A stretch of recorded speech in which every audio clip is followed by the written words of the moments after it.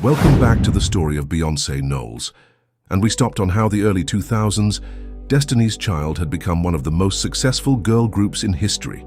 Platinum albums, sold-out tours, Grammy Awards.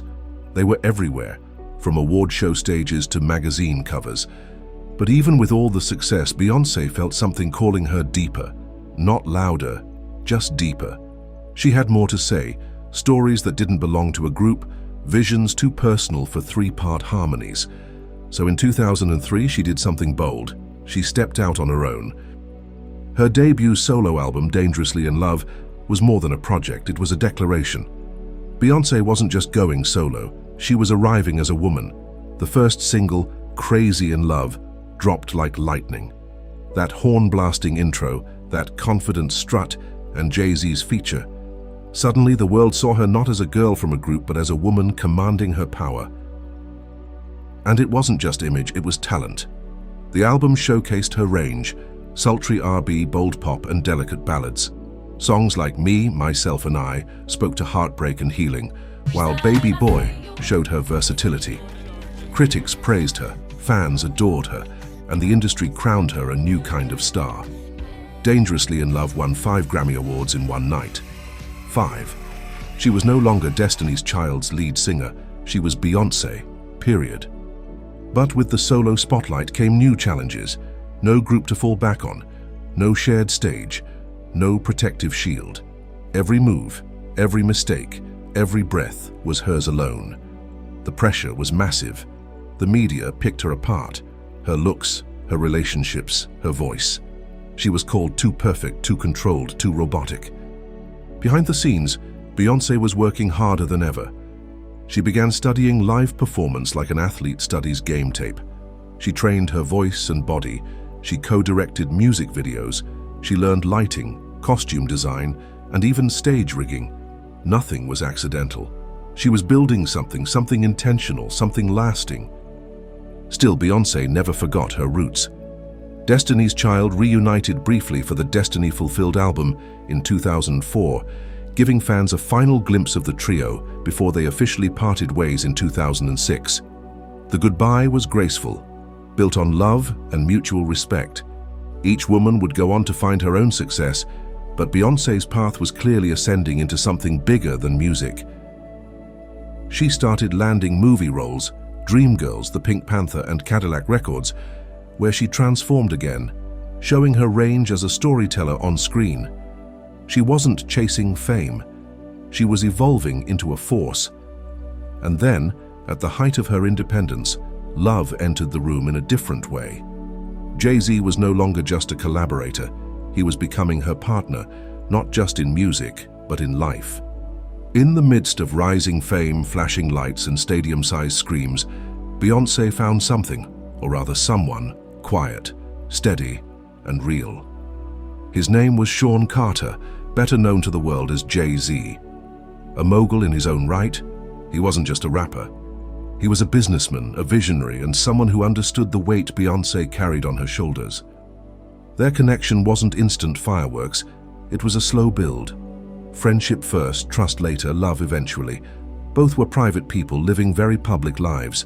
They kept their relationship low-key, away from cameras, gossip columns, and front-page rumors. But you could hear their chemistry before you saw it. It was in the music. Their first major collaboration, '03 Bonnie Clyde, dropped in 2002, a modern-day love song full of edge and loyalty. Fans speculated, but neither confirmed the relationship. Then came Crazy in Love, a sonic explosion that not only launched Beyoncé's solo career, it solidified them as the most powerful couple in music. They were unstoppable, and they were in love. But love, especially under a microscope, isn't simple. They were building empires while learning each other's hearts. Both had scars, both had pasts. Beyoncé, raised in a strong, faith-filled home, wanted loyalty, depth, truth. Jay-Z, raised in the streets of Brooklyn, had learned to survive by keeping walls up. Together, they had to unlearn and rebuild. In 2008, they married in a private ceremony with no press, no performance, no publicity, just love. It was the most un-Hollywood move two global superstars could make. And that's how they liked it. But married life wasn't perfect. Beyoncé's 2016 visual album Lemonade peeled back the veil of perfection and revealed betrayal, pain, and ultimately, forgiveness. Through poetry, soul, and imagery, she told the story of a woman scorned, a wife who'd been broken but not destroyed. It was bold, vulnerable, revolutionary. Jay-Z later confirmed his infidelity, and instead of hiding, the couple healed out loud. He released 444, his most honest album, as a response, an apology, a reflection, a confession. It wasn't a scandal, it was a story of redemption, a real love, one that bent but didn't break. In a world obsessed with picture-perfect couples, Beyoncé and Jay-Z showed us what it meant to choose each other again and again, even when it hurts. Their love became layered, personal and political, romantic and revolutionary. Together, they raised their voices for Black excellence, economic empowerment, family, legacy, and truth. They toured together, built art together, everything is love, and created a dynasty rooted in resilience. Then came the moment Beyoncé had long dreamed of. In 2012, she gave birth to their daughter, Blue Ivy Carter, and in that moment, everything shifted. When Beyoncé gave birth to Blue Ivy Carter on January 7, 2012, the world paused, not just for the child of two icons, but for the woman who had, for so long, given herself to her craft, her fans, and her vision. Now, her heart belonged to something far more personal. Becoming a mother changed everything. Beyoncé, always intentional, now had an audience of one that mattered more than any stadium crowd. Blue was not just her daughter, she was her mirror, her motivation, and her muse. Beyoncé began seeing the world through new eyes, softer, sharper, more urgent. Her legacy could no longer just be measured in awards, it would be measured in what she passed down. In 2013, she released a surprise self-titled album, Beyoncé, without promotion, without warning. It was a cultural earthquake, feminist, sexual, vulnerable, defiant. It was everything she had held back, now poured out in full color. Tracks like Flawless sampled Chimamanda Ngozi Adichie's speech on gender equality, while Pretty Hurts tackled beauty standards with painful honesty. But the most important line of all came in Blue, where she sang to her daughter, "Each day, I feel so blessed to be looking at you, 'cause when you smile, I feel like I can do anything." Beyoncé was no longer just creating music. She was creating a message. In 2016, she released Lemonade, the most personal and political project of her career. It wasn't just an album, it was a film, a poem, a call to arms. It addressed Black womanhood, generational trauma, infidelity, resilience, and rebirth. It was raw and healing. For many, it wasn't just entertainment, it was a lifeline. She followed it up with Homecoming, a documentary and live album of her historic 2018 Coachella performance, the first Black woman to headline the festival. With dancers from HBCUs, a live marching band, and visuals that honored Black excellence, she turned a festival stage into a classroom. She didn't just perform, she taught, she uplifted, she honored her ancestors. In 2020, she released Black is King, a stunning visual album that reimagined The Lion King through the lens of Black identity and African heritage. Shot across several countries, it was more than art. It was an affirmation. You are royal, even if the world doesn't see it yet. Throughout it all, Beyoncé kept growing her family. In 2017, she and Jay-Z welcomed twins Rumi and Sir. She spoke openly about the difficult pregnancy, the emergency C-section, and the physical and emotional toll of motherhood. No filters, no perfection, just truth. Motherhood didn't slow her down. It gave her new meaning. Now every decision was generational. Her children would inherit not just wealth, but wisdom. Not just fame, but purpose. She launched Bay Good, her charitable foundation focused on education, disaster relief, and racial justice. She created Ivy Park, her own fashion line that redefined athletic wear.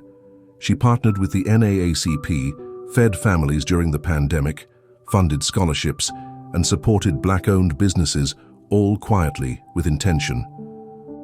More than ever, Beyoncé was redefining what it meant to be a modern icon.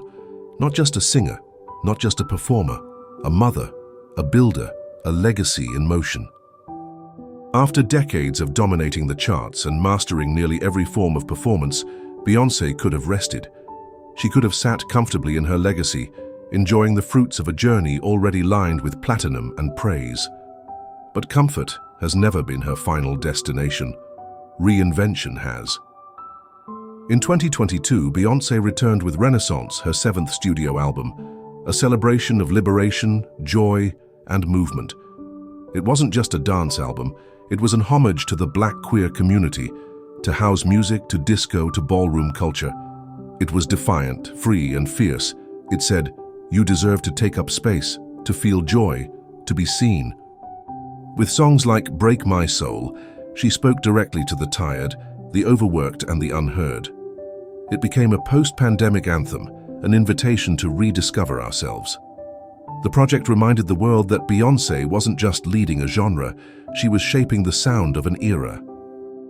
But Renaissance was more than music. It was a movement. It honored pioneers like Big Freedia, Grace Jones, and Tease Madison. It bridged past and present, giving voice to the unsung architects of dance culture who were often erased from the mainstream spotlight. Beyoncé used her platform not just to shine, but to reflect light on those who inspired her.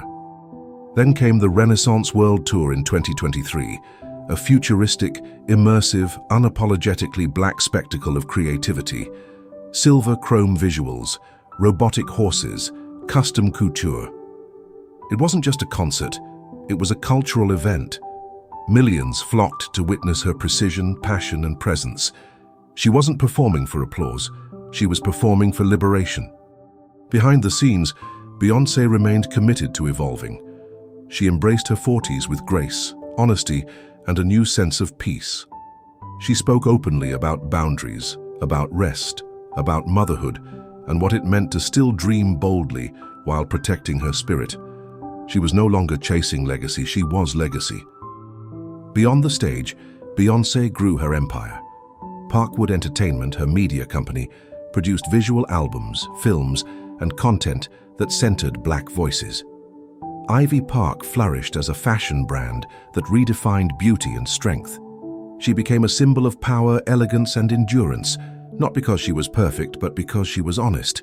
She became a mentor without a microphone. She gave chances to young designers, unknown directors, and aspiring musicians. She put others on stages she had once fought to reach. She shifted from center to circle, holding space for others to rise. And through it all, she remained grounded in what mattered most: her family, her faith, her purpose. She once said, "My intention is to speak to the hearts of women and remind them of their worth." And with every era, every note, every reinvention, she did just that. Beyoncé wasn't just an artist, she was a renaissance. Some voices are heard, others are felt. Beyoncé's is both. She began as a quiet girl from Houston, with a dream too big for the rooms she rehearsed in. A dream that kept her awake at night. A dream that cost her sleep, comfort, and, at times, peace. But she never let it go.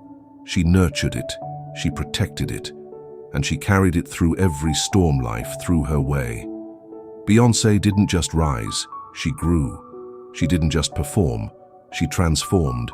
And with every album, every lyric, every silence she turned into sound, she gave the world a gift far greater than music.